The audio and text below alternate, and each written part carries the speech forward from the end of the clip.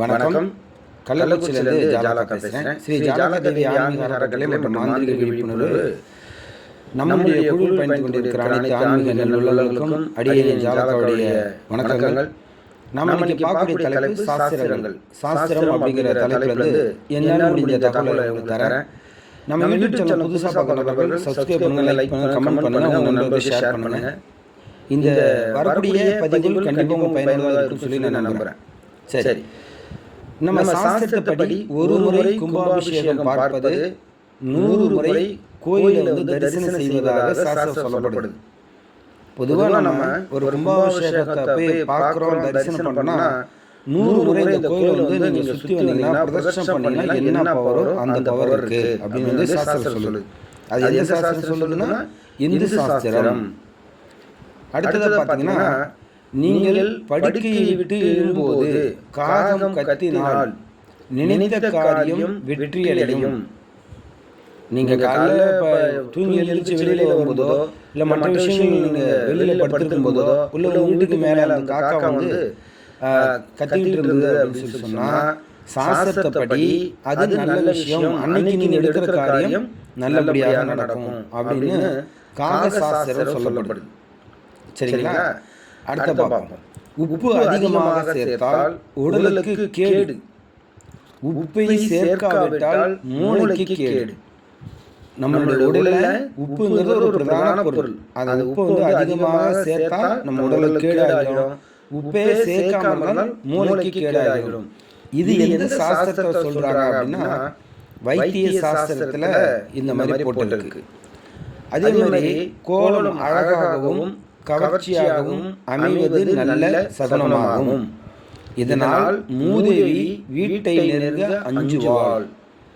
நம்ம ஒரு வீட்டில் காலையில் கோலம் போடுறோம்னா அந்த கோலம் எந்த அளவுக்கு அழகாக போடுறோமோ அந்த கோலத்தில் எவ்வளோ ஒரு கவர்ச்சி, ஒரு ஈர்ப்பு சக்தி இருக்குதோ அது வந்து ஒரு நல்ல சகுனம் அப்படின்னு சகுன சாஸ்திரம் சொல்லுது. அதுவே இந்த கோலம் போடுவதனால வீட்டுக்குள்ள மூதேவி வரமாட்டா, அது இந்த கோலத்துக்கு அஞ்சு வெளியே நின்றுடுவா அப்படின்னு கோலசாஸ்திரம் சொல்லுது. அப்ப நாம அதன்படி கரெக்டாக செஞ்சுக்கலாம். அடுத்தது பார்த்தீங்கன்னா, வஸ்திர தானத்தால் சர்வ தேவதைகளும் சந்தோஷம் அடைகின்றனர், ஆயுள் விருத்தியாகின்றது. ஆகவே ஆயுள் பெருகும் வஸ்திர தானம், அதாவது ஆடை தானம் மிகவும் சிறப்பானது. இதுல இருந்து என்ன தெரியுது அப்படின்னு கேட்டீங்கன்னா, நாம இறைவனுக்கு கட்டக்கூடிய அந்த வஸ்திரம் சொல்லக்கூடிய அந்த துணி ஆடைகள், நாம கட்டக்கூடிய துணி ஆடைகள், இது வந்து தேவதைகள் குடிகொண்டு இருக்கிறாங்க அப்படின்னு சொல்லப்படுது. ஏன்னா எல்லாத்துக்கும் தெரியும், செய்யக்கூடிய ஆடை நெய்யறதெல்லாம் பட்டுல இருந்து ஒரு புழுவிலிருந்து எடுத்து நெய்யக்கூடிய ஆடைகள். அப்ப அதில் எல்லாம் தேவர்கள் அதுல குடிகொண்டு இருக்கிறாங்க அப்படின்னு சொல்லப்படுது.